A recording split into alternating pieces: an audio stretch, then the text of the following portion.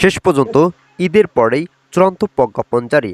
100% pension সুবিধা সহ 2টি সুখবর সহ 25,000 টাকা বৃদ্ধির সুখবর দিলেন তারেক রহমান।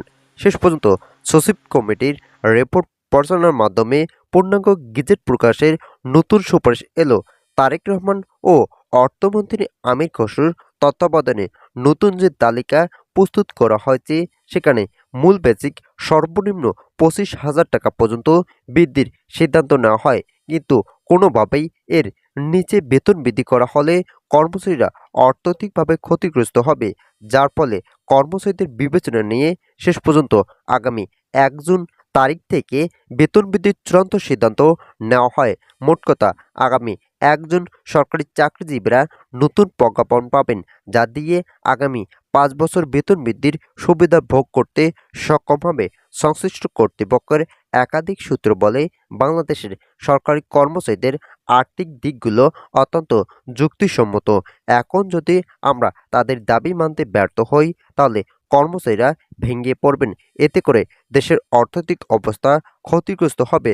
বিশেষ করে সরকারি কর্মচারীরা কাজের প্রতি চাপ কমিয়ে দিবেন, যা কোনোভাবেই একটি দেশের ভারসাম্য রক্ষা করতে সক্ষম নয়। তাই সকলের দিক বিবেচনা নিয়ে পর্যালোচনা কমিটির সঙ্গে বৈঠক করার মাধ্যমে দীর্ঘ প্রত্যাশিত নবম জাতীয় বেতন স্কেল কার্যকর ঘোষণা এলো। কমিশনের একটি সূত্র বলেন, বাংলাদেশের যারা নিম্ন গ্রেডের কর্মচারী আছেন তারাই হচ্ছে দেশের সম্পদ। তাই এখন যদি তাদের অর্থনৈতিক অবস্থা বৃদ্ধি করা না হয়, তাহলে কর্মচারীদের সমস্যা দিন দিন বেড়েই চলবে। তাই আগামী 1 জুন গেজেট পুরস্কারের মাধ্যমে দীর্ঘ প্রত্যাশিত আকাঙ্ক্ষা পূরণ হতে যাচ্ছে। ভিডিওটির এই মতো পর্যন্ত এসেও এখন পর্যন্ত যারা আমাদের এই চ্যানেলটি সাবস্ক্রাইব করেনি, তারা অবশ্যই আমাদের এই চ্যানেলটি সাবস্ক্রাইব করে পাশে থাকা বেল আইকনটা অন করে দিন। গেট সংখ্যা পরিবর্তনের বিষয়গুলো নিয়েও নতুন আলোচনা করেছেন তারেক রহমান। তার সিদ্ধান্ত মোতাবেক আমরা অবশ্যই গেট সংখ্যা 16টি রাখব।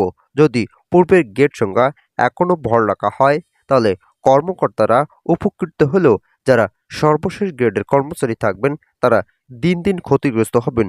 বিশেষ করে কর্মচারীদের চূড়ান্ত বেতন সীমারেখা পৌঁছতে অনেক সময় ক্ষেপণ হবে, যা একজন কর্মচারীরা অর্থনৈতিক অবস্থাকে দুর্বল করতে সক্ষম।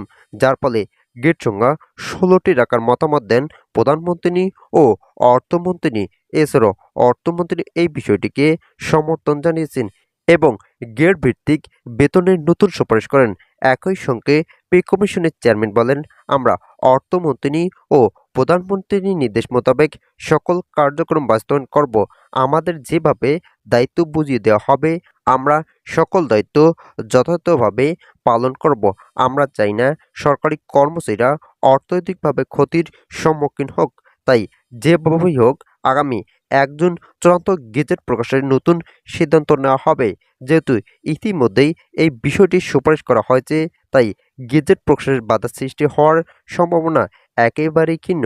যার ফলে আগামী 1 তারিখের মধ্যেই নতুন যে কার্যক্রম বাস্তবায়ন হতে যাচ্ছে তা অত্যন্ত ইতিবাচক। তবে এরই মধ্যে সরকারি চাকরিজীবীরা নতুন একটি আন্দোলনের ডাক দিয়েছেন। এছাড়াও প্রধানমন্ত্রী তারেক রহমানের কার্যালয়ে স্মারকলিপি প্রদানের সিদ্ধান্তেও সম্পর্কে আলোচনা করা হয়। ভিডিওটির এই মুহূর্ত পর্যন্ত এসেও এখন পর্যন্ত যারা আমাদের এই চ্যানেলটি সাবস্ক্রাইব করেনি, তারা অবশ্যই আমাদের এই চ্যানেলটি সাবস্ক্রাইব করে পাশে থাকা বেল আইকনটা অল করে দিন। শিক্ষকদের জন্য নতুন একটি সিদ্ধান্ত নেওয়া হয়েছে। শিক্ষা মন্ত্রণালয় একটি নির্ভরযোগ্য সূত্র জানিয়েছে, খুব শীঘ্রই এমপিভুক্ত শিক্ষকরা আলাদা বেতন কাঠামোর আওতায় আসতে পারেন। এ সংক্রান্ত একটি পরিপত্র জারির প্রস্তুতি চলছে। বাস্তবায়নের নির্দিষ্ট সময়সীমা এখনও নির্ধারিত হয়নি, তবে মন্ত্রণালয়ের ভিতরে এ নিয়ে আলোচনা অব্যাহত রয়েছে। ধারণা করা হচ্ছে 2026-27 অর্থ বছরে বাজেট অধিবেশনের মধ্যে দিয়ে কার্যকর হতে পারে শিক্ষকদের স্বতন্ত্র পে স্কেল।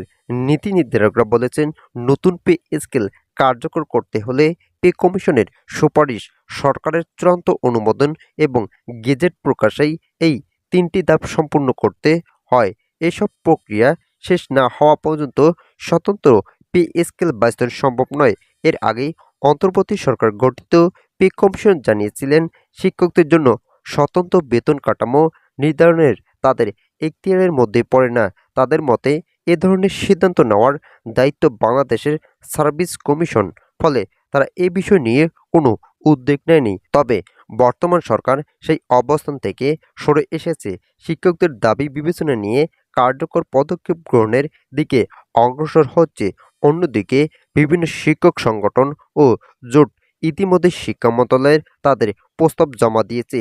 এসব প্রস্তাবে বিদ্যমান বেতন কাঠামোতে প্রথম থেকে ৭তম গ্রেড অপরিবর্তিত রেখে নিচের গ্রেডগুলো পুনর্বিন্যাস করতে সুপারিশ করেছে। তো আজকের এই প্রতিবেদনটি এ পর্যন্ত। আশা করি এই প্রতিবেদনটি থেকে অনেকে উপকার পেয়েছেন। যদি উপকার পেয়ে থাকেন তাহলে অবশ্যই আমাদের এই চ্যানেলটি সাবস্ক্রাইব করে পাশে থাকা বেল আইকনটা অল করে দিন।